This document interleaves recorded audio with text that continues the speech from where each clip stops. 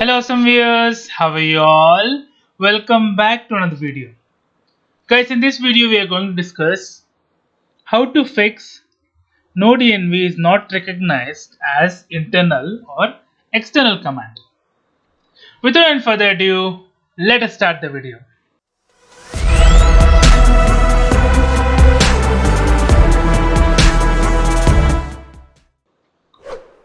So guys, now if you see my package.json file, I don't have win-node-env as a package installed.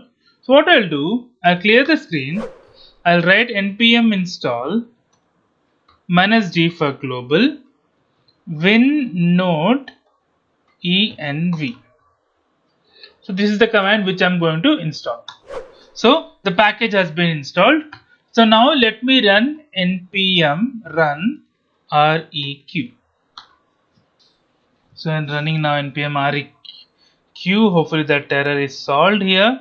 Hope you have liked the video, guys. If you like the video, please click on like. If you're a new viewer, please click on subscribe. Till then, guys, take care. Have a great day. Bye bye.